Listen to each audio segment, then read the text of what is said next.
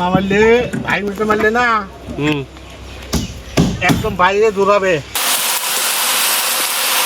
আসসালামু আলাইকুম বন্ধুরা, আলহামদুলিল্লাহ আমাদের স্ল্যাবের কাম প্রায় শেষের দিকে, কারণ রড বাঁধা আজকে শেষ হয়েছে। কিন্তু আরেকটা প্রবলেম হয়েছে, কারণ আজকের দিনে এত যে বৃষ্টি হয়েছে আমরা সেটা ভাবতেও পারিনি যে আজকে এত বৃষ্টি হবে। বৃষ্টির কারণে আজকে কাজ ভালো করে করতে পারিনি। তো আপনারা সবাই লাস্ট পর্যন্ত দেখবেন, আসলে হয়েছে কি সেটা বুঝতে পারবেন। তো আপনারা তো জানেনই যে কালকে আমরা ভীম ডাউন দিয়েছি।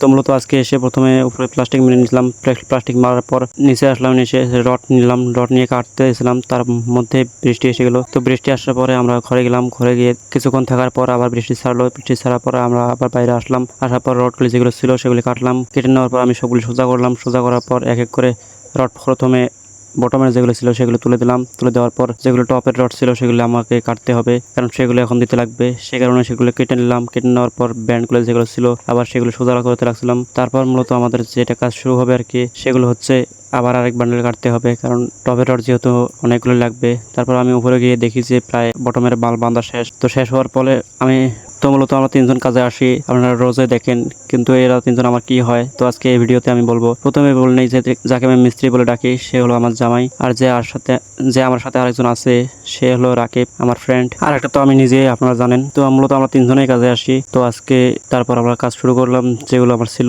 সেগুলো টপের রডগুলো কিছু ফাঁসালাম, ফাঁসানোর পর সেগুলো আমরা বাঁধছিলাম। প্রথমে আমরা টপ আর বটম মিল করে যেগুলো ক্রেং এর মাঝে আছে সেগুলো বাঁধছিলাম। বাঁধার পর আমি ক্রেং তুলে দিলাম সব। আপনারা তো জানেন স্ল্যাপের ক্রেং তুলতে হয়, তো আমি সেই ক্রেং তুলতেছিলাম। আমার জামাই এদিকে ধরছিল, আমি ক্রেং তুলতেছিলাম।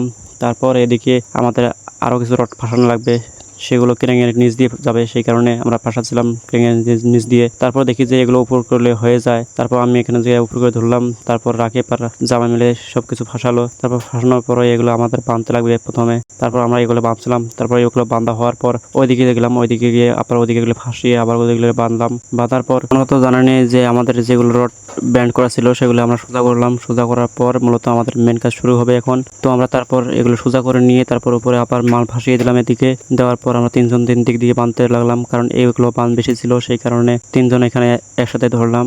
কারণ ওদিকের বাঁধ আমাদের হয়েছে, যেহেতু এদিকের বাঁধ বাকি আছে তাই এদিকে সবাই মিলে একসাথে ধরলাম। ধরার পর কিছুক্ষণ পর আবার বৃষ্টি এসে গেল। আপনাদের তো বললাম প্রথমেই যে আজকে বৃষ্টি প্রচুর এসেছিল, সকালে প্রথমে এসেছিল, তারপর দুপুরেও এসেছিল। এটা হলো বিকালের দিকে। বিকালের ঝড়ি আসার পর আমরা উপরে এসে দেখি যে এখানে প্রচুর পরিমাণে ঝড়ি হয়েছে। তারপর দেখি যে সবকিছু ভিজে আছে। তারপর দেখি যে সন্ধ্যা নেমে এসেছে, তারপরও কাজ আমাদের এগোয়নি, কারণ এক্সট্রা বাঁধা বাকি ছিল। তো এই ভিডিও ক্লিপটা যেটা দেখতে পাচ্ছেন আপনারা, মূলত এটা তারপরের দিনের ভিডিও, মানে আজকের ভিডিও। কারণ এখানে দুইটা ভিডিও আমি একসাথে দিয়েছি, কারণ যেহেতু এই ভিডিও বেশি কিছু দেখানো হয়নি, কারণ বললামই তো যে প্রথমে বৃষ্টি এসেছিল, বৃষ্টির কারণে সেরকম ভাবে কাম হয়নি। আমি এসে মেপে নিলাম, মেপে নেওয়ার পর এক্সট্রা যেগুলো ছিল এক্সট্রাগুলো এক এক করে সব জায়গাতে এক্সট্রা দিয়ে দিলাম। দেওয়ার পর দেখি যে আমাদের বন্ধু রাকিব এখানে বাঁধতেছিল। তো আজকে মূলত এখনো বহুত কাজ পড়ে আছে।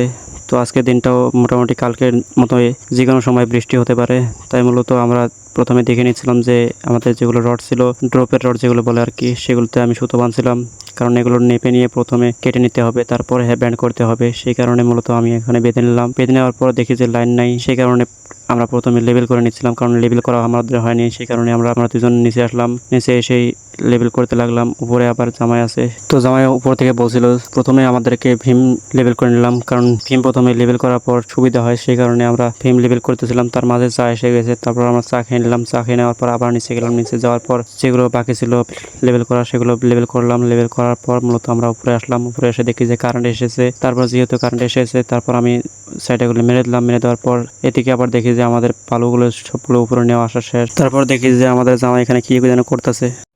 কি মারান হ্যাঁ ই মারছি টানা টানা টানা টানা কয়লে টানা না মারলে বলে থাকে না বলেছিলাম। টানা না মারলে ভাই মিটে মারলে না একদম বাইরে দৌড়াবে। এটা কি তো না তাহলে ঢালাই পাড়ে দিয়ে মারবেন নাকি? এত বড় স্ল্যাব।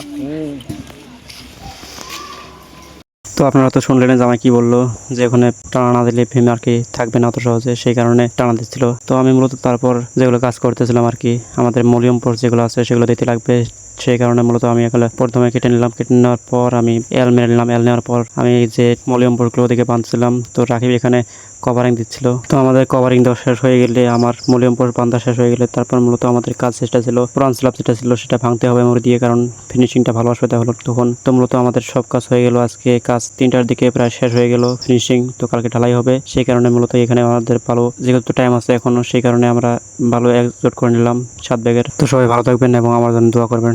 আসসালামু আলাইকুম।